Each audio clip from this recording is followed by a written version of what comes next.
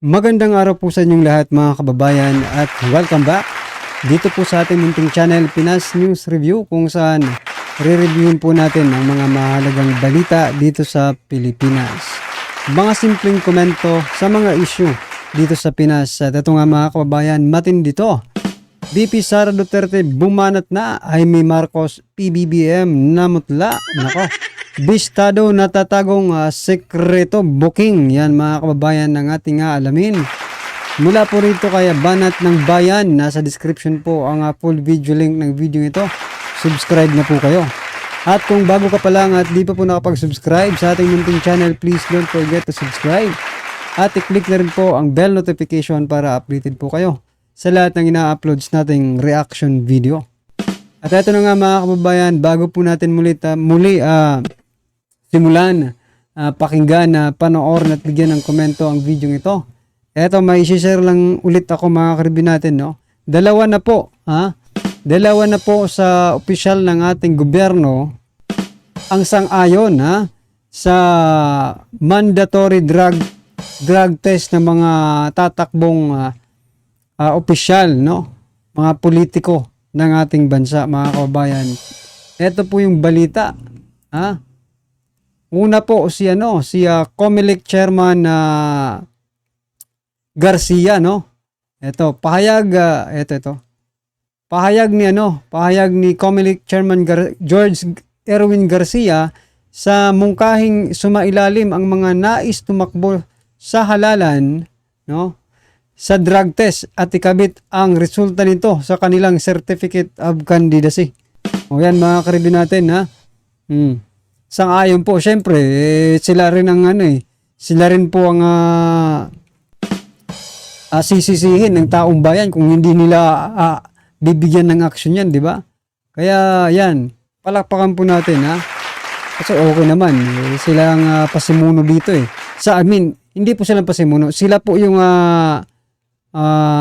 pagmumulan, no, ng ating mga kandidato. Kaya sa kanila po magmumula yung mga kandidato na maaaring manalo sa eleksyon, di ba? At ito pa mga kababayan, si Vice President Sara Duterte, favors random drug test bill for government official. O syempre, kapatid niya po yung nag-present, nag-file ng bill na ito. Kaya expected na susuportahan talaga to ni Vice President Sara Duterte. So yan mga kababayan. Eto mga karibin natin, ang i-share ko lang din sa inyo, itong si Finance Secretary Recto, aminadong wala pang napiling paglalagakan ng investment ang Maharlika Investment Group mula nang maisabatas ito noong nakaraang taon mga kababayan. So yan po yung investment ng Pilipinas sana, no? Pero alam mo ba, di ba sa thumbnail ko sinabi ko grabe ang ginawa ni PRRD, no? Kasi wala namang investment ang Pilipinas nung panahon ni PRRD, pero malaki po ang kinita ng Pilipinas dahil po dito. Ito, share ko lang mga kababayan dahil po dito, no, sa ginawa ni dating President Duterte. Ito, Philippine Airlines to pay $111, no, million pala. $111 million fees after Duterte threats. Ano ba yung threats ni dating Pangulong Duterte sa kay Lucio Tan, no? Malacanang on Lucio Tan 6 billion settlement when Duterte act decisively they cooperate. Yan, binigyan lang po sila mga kababayan ng Duterte. Ito, i-highlight ko para makita nyo. Duterte gave Tan until 10 days to settle, no, his 7.6 billion, no, na utang sa gobyerno. So yan mga kababayan, bakit ko po na mention to? Kasi wala naman tayong nababalitaan ngayon, di ba? ng mga ganitong nangyayari. Na ganitong kalaking mga taxes pa lang inuutang ng mga bilyonaryo. Ha? Yung mga malalaking kumpanya. Ang point ko lang dito mga karibin natin, baka naman pagkatapos ng term ni BBM, ni President Bongbong Marcos Jr., may makita na namang utang. Ha? So BIR ngayon pa lang, habulin nyo na po yung mga malalaking negosyo dito sa Pilipinas para naman kumita tayo. Hindi lang po tayo labas ng pera through mga ayuda, no? Mga travel. Nako, hindi lang pala si PBBM ang may mga travel expenses eh. Maging si DNR ba yun? Yung Luis Saga, di ba? Gumagastos rin po ng bilyon sa pag-travel lang. Ang point ko po dito mga kabayan, ang Pilipinas po ngayon ay merong Maharlika Investment Fund, di ba? Oh. Pero hindi napapakinabangan. Si dating Pangulong Duterte wala po niyan, pero matindi po, 6 billion, no? Philippine Airlines nagbayad. Oh. Tinaningan lang ng 10 days. Ibig sabihin mga kababayan, kailangan po talaga magkaroon ng due date, kung baga, deadline. Itong kanilang mga, for example, dito sa Maharlika Fund, di ba, kailangan magkaroon niya ng timeline kung kailan ka talaga magkakapag-produce ng income dyan. Di ba? At saka itong pinapangako nilang bigas, di ba? Kailangan bigyan nyo ng timeline or deadline. Di ba? Gaya ng ginagawa ni PRRD nung siya pa ang presidente, no? Mga takot eh. Hindi natin alam, baka, di ba? Baka kaano rin to, kaibigan, ano ba? Itong mga mga malaking negosyo sa ating bansa, di ba? Well, anyway, mga karibin natin, ano man pong inyong opinion dyan, alams na. Kasi lahat naman po tayo may kanya-kanyang opinion eh.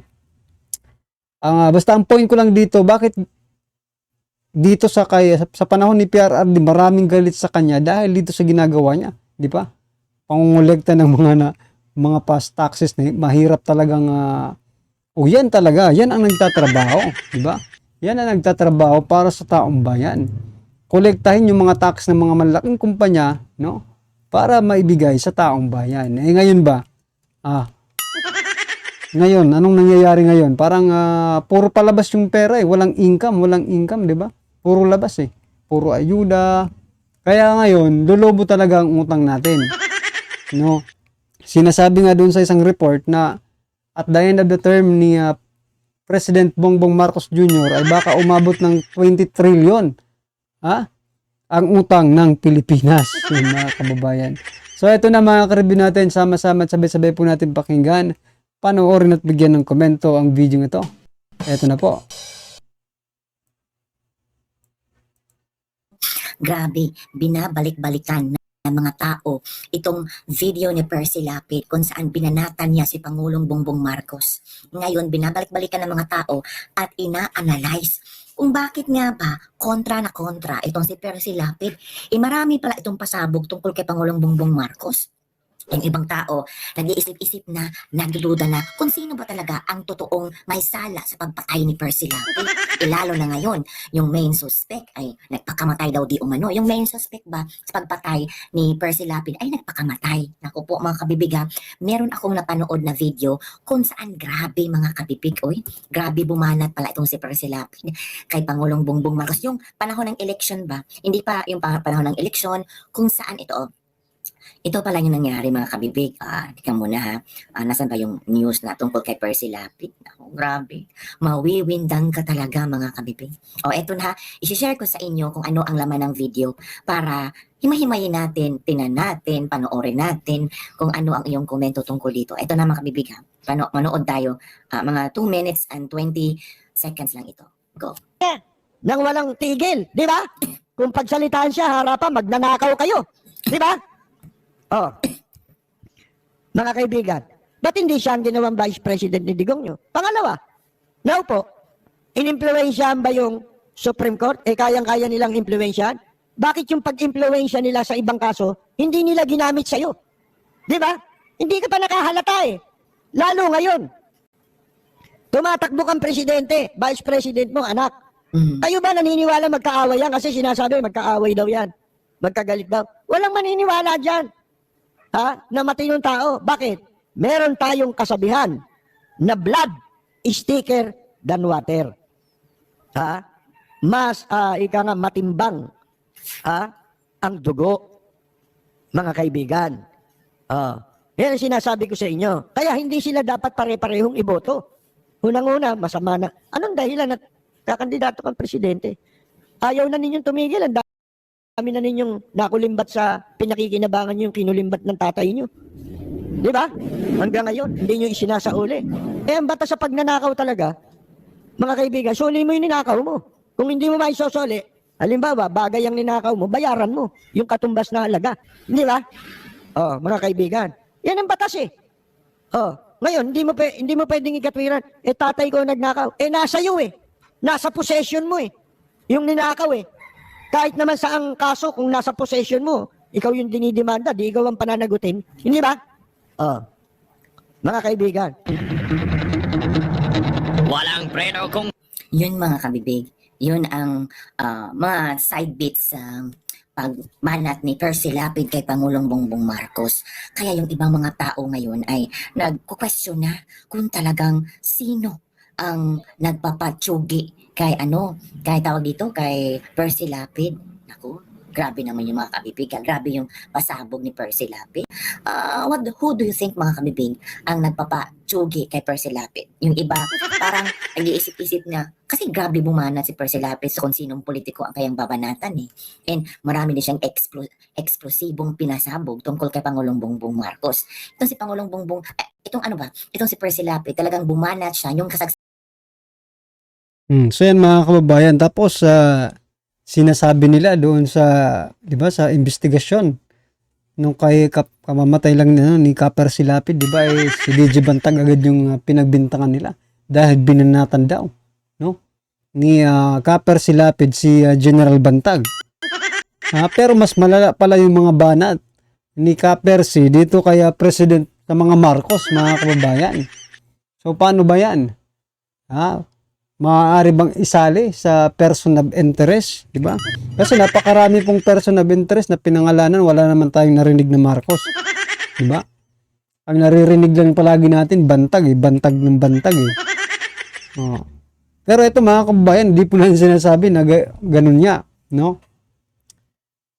Para maging patas lang, kasi grabe rin palang banat ni Kaper si dito kay PBBM, no? At sa mga Marcos. Kaya talaga mapapaisip talaga yung taong bayan. kasagsagan ng eleksyon na pwedeng masira ang pangalan, 'di ba? Pero sinugi mga kabibig. Ay nako mga kabibig, ano sa palagay nyo? Eto pa mga kabibig ha. Meron din ako nabasa mga kabibig pa. Well, nakita ko lang to at gusto. Ito yung trending na pinag-uusapan. Totoo kaya ito na ang ilang opisyal ng AFP mahal at suportado ang Duterte? Saludo kami at maraming salamat AFP. Kung ganon, kaming maisog videos warriors ay nagkakaisa at handang lumalaban para sa inyo ni VP Inday Sara Duterte at FPRRD. Ito kasi ang trending ngayon. Ito ha. Masahin natin mga kabibig ha. Tinanggihan daw ng ilang opisyalis ng AFP ang alok ng pera kapalit ng paglaglag nila sa mga Duterte para maisakatuparan ang impeachment kay VP Sara at pag-aresto kay FPRRD. Tinanggihan ito at nanindigan ang mga opisyal ng AFP sa kanilang suporta sa mga Duterte at sa bayan. Salute to this brave and honorable men in uniform. Hala, meron palang tawag dito, meron palang mangyayaring bayaran. Grabe naman to. Babayaran yung mga tinanggihan daw ng ilang opisyalis ng AFP ang alok na pera para masira or inaglag nila si Digong Duterte. Naku mga kabibig, iba na ang mga pasabog ngayon. Talagang laban ng Duterte at Marcos na kung sino yung solid Duterte, kung sino yung solid Marcos. Well, Alam naman ng iba na iba talaga ang mga Duterte. VP Sara nga, na-maintain, hindi naman maintain, tumataas ang kanyang satisfaction rating. Yung iba sabi niya, bumababa naman, kahit bumababa, pero si Marcos yung pinakahuli. So yun mga kapatid, na grabe yung pinag-uusapan ng mga trending news ngayon. Tungkol kay Percy Lapid na mga videos ay nagsilabasan na. So yan mga kababayan, ano po ang inyong reaksyon patungkol po sa video ito? I-comment lang po sa baba para at least alam po ng ating mga kababayan ang inyong pong opinion patungkol po dito. Right? Maraming salamat po.